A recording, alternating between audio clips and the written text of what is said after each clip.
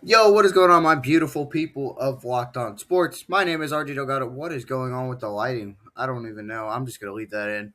But what is going on, guys? Remember to like and subscribe to these videos. Been really liking the support recently. But we're gonna recap everything going on this past day. First off, from the NFL, it came out that Ben Johnson apparently sleeps at the training facility. I don't know what is going on with the lighting right now. Better camera coming soon, I promise. And Mike. Patriots made a trade yesterday for offensive or traded away offensive lineman Caden Wallace to the Miami Dolphins in exchange for a 2029 seventh round draft pick and with a 2029 seventh round draft pick in exchange for a 2028 sixth round draft pick. That's pretty much it from the NFL right now. Other than that, college football. Derek Carr got hired by UCLA to be a specialist assistant. Texas A&M declined Texas Tech of playing them in 2027 and 2028. But over to the college basketball real quick. The University of Alabama is putting in a new Jumbotron that looks really nice. And that's all I got to say. It's pretty huge compared to their old one. Which, just a reminder, and what is going on with the lighting today? I don't understand. It looks like I'm in heaven. There we go.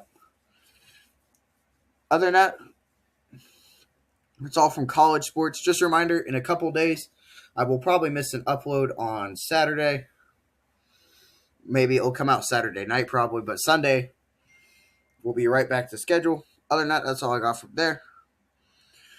Over to the MLB real quick. Nathan Eovaldi enters the 15-day IL with an elbow inflammation injury.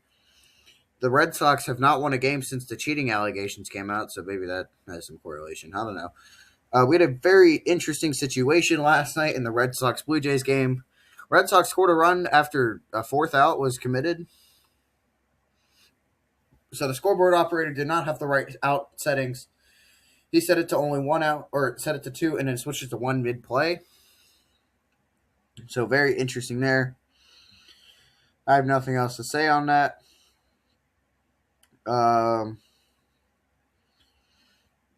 It's pretty much all the big news out of the MLB. So yeah, fourth out.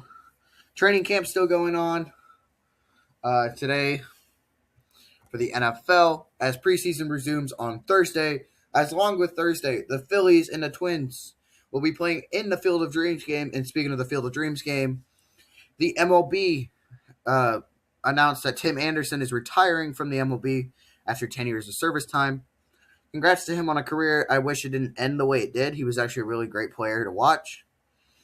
We had a very interesting situation with the Diamondbacks and the Mets both hitting grand slams in the first inning last night. That was pretty cool. They're not facing each other. It just conveniently happened. The Rays scored 8 runs in an inning last night in the 8th inning to win their game. We had a lot of crazy games last night. Kodai Senga got his first career save last night, and the ball got thrown away into the stands, so whatever on that part. But let's go recap all the games from last night. The Astros won in 10 innings last night, 6-3 in a crazy game. I stayed up the whole night watching that game. Blue Jays beat the Red Sox 2-1. Mets beat the Braves 8-5. Twins beat the Orioles 9-5 with Dean Kremer going against his former team and shutting them pretty much down. Phillies beat the Cardinals 6-5. Rangers won in 10 innings, 4-1 over the Angels. D-backs beat the Rockies 9-0. Rays, like I said, came all the way back down 6-2 and scored 8 unanswered runs to win 10-6. Padres beat the Brewers 3-2. They're hot now. Dodgers survive against the Royals 6-5, and that was every game from last night. Over to the standings real quick. We have Houston still leads the AL West by half a game over the Rangers, 4.5 above the Mariners, 13.5 above the Athletics, 15.5 above the Angels. The AL East, the Rays still lead the division by 6 games over the Yankees, 8 games above the Red Sox, 15.5 above the Orioles, 16 games ahead of the Blue Jays. The White Sox still lead the division as the Twins take back second place, 3.5 games behind. Tigers 3.5 games behind. Guardians 4 games behind. Royals 13.5 behind. Over to the National League, the Braves still lead the NL East by 7.5 games over the Phillies. 11 games behind is the Marlins. 12.5 behind is the Nationals. 18.5 is the Mets. Over to the Brewers. who lead the NL Central by 5 games over the Cubs.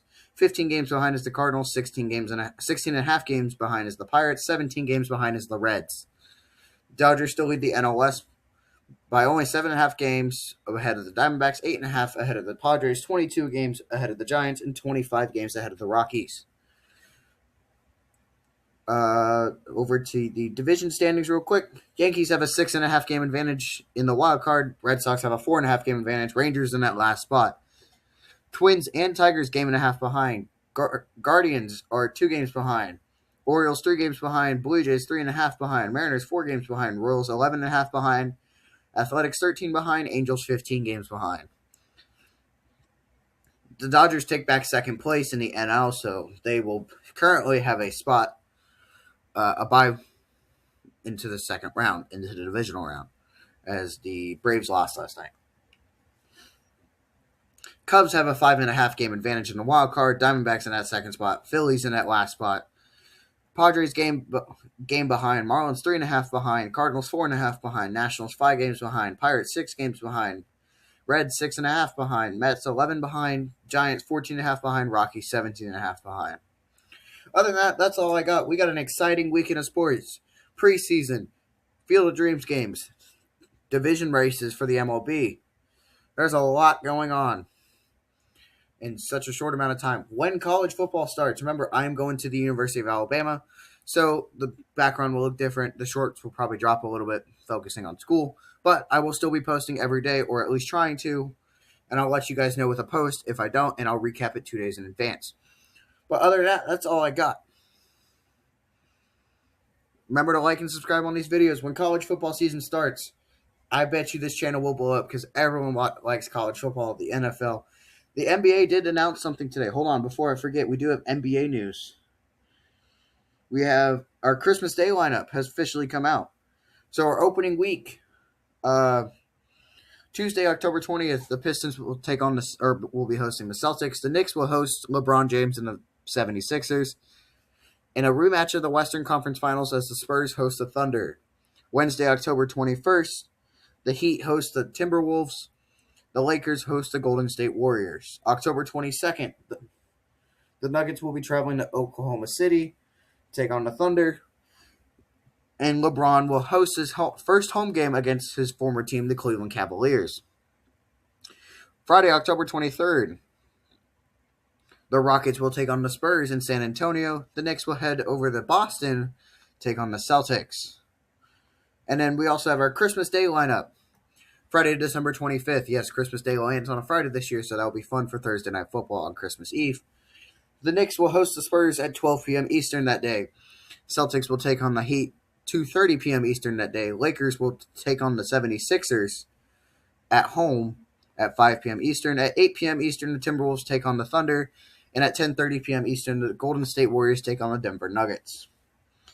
But that's all we got for right now. Remember to like and subscribe on these videos. Thank you guys so much for all the support. Why is my camera so bad? I don't know today. Other than that, thank you guys so much. We're at 17,000 views on this channel. That's insane because I used to run an old channel, a gaming channel back in the day. We don't talk about that one.